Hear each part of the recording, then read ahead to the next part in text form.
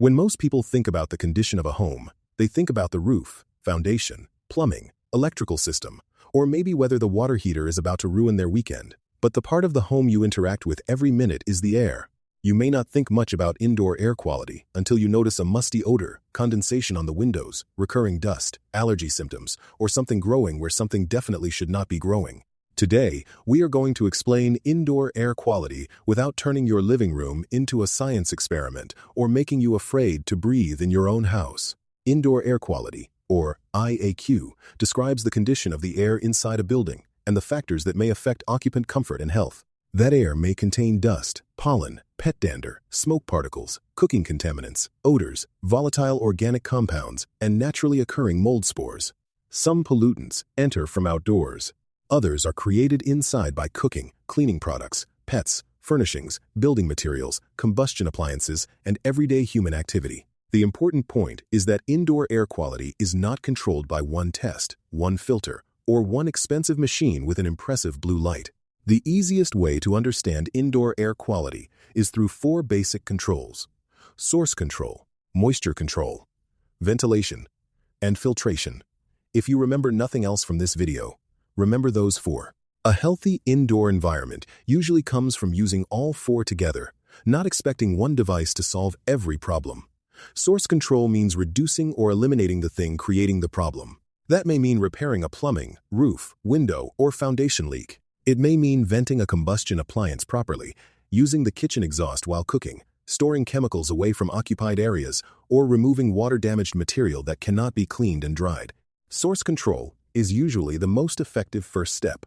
An air purifier sitting next to an active leak is a little like spraying air freshener inside a sinking boat. The room may smell different, but we have not solved the actual problem. Mold spores are naturally present indoors and outdoors. The spores are usually not the part we can control. Building materials provide plenty of food sources, and normal indoor temperatures are comfortable for people and mold alike. Moisture is the ingredient we can most effectively manage. That is why mold is usually better understood as a moisture problem that has produced mold growth. Common moisture sources include roof and plumbing leaks, failed window or door seals, foundation seepage, crawl space moisture, poor site drainage, shower humidity, HVAC condensate problems, and condensation on cold surfaces.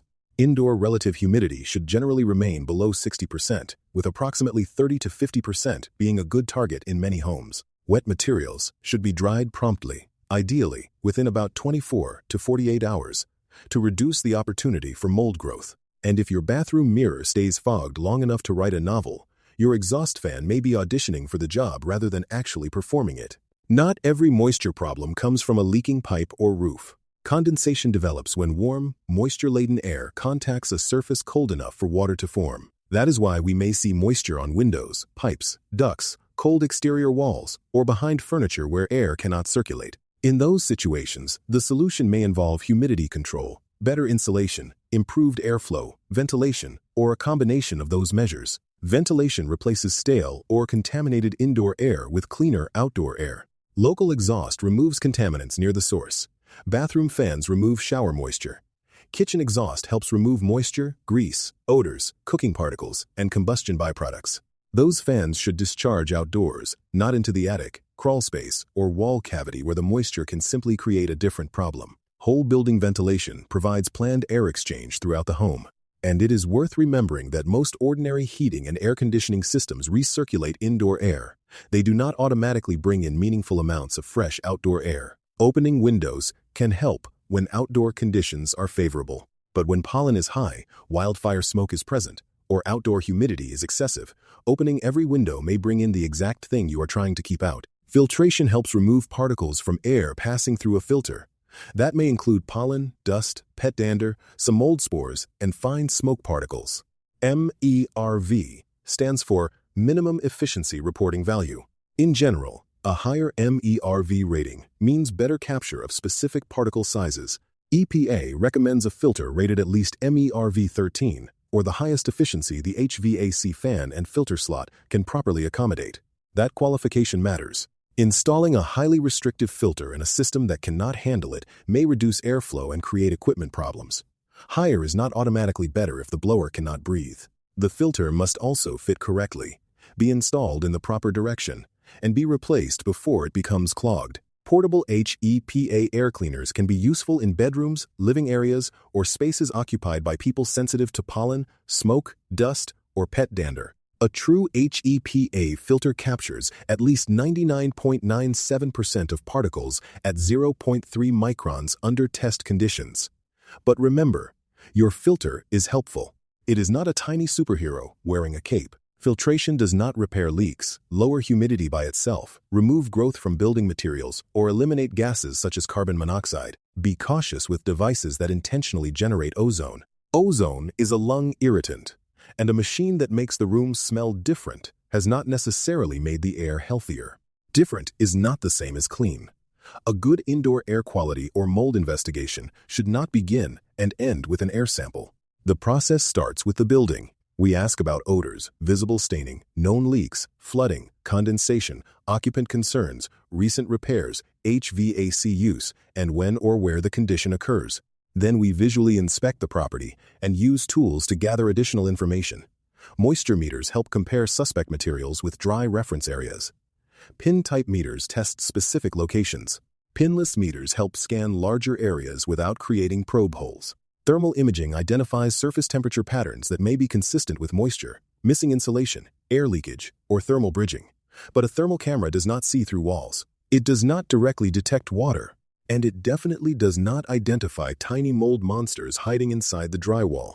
Thermal patterns must be verified with moisture readings, visible evidence, or other supporting information. When testing will help answer a specific question, common methods include air sampling and surface sampling. Air sampling draws a measured volume of air through a collection cassette.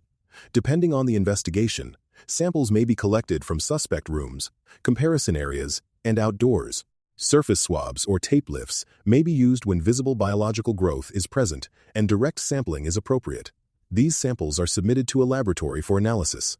The important limitation is that an air sample represents conditions at a particular location and moment. Mold spore levels can change with weather, ventilation, HVAC operation, cleaning, occupancy, and disturbance. There is no single universal mold number that automatically means safe, unsafe, pass, or fail. Testing should therefore answer a defined question and must be interpreted alongside the building investigation. A laboratory report without building context may create more fear than understanding. Testing may help confirm whether suspect material contains fungal growth, characterize airborne spores, compare different areas, document current conditions, or support remediation decisions. It cannot guarantee that hidden mold does not exist. It cannot diagnose an illness.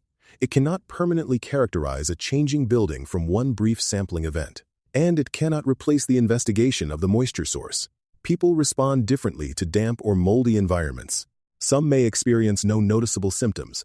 Others may report irritation, allergic responses, coughing, wheezing, or worsening asthma. Inspectors evaluate the building. We identify moisture sources, visible conditions, ventilation and filtration concerns, and the meaning of laboratory results. We do not diagnose medical conditions or determine whether a particular building caused someone's symptoms. Those questions belong with an appropriate medical professional. And one more useful reminder: black is a color. It is not a laboratory diagnosis.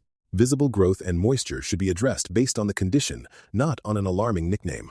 When mold remediation is needed, the process starts by correcting the source of moisture.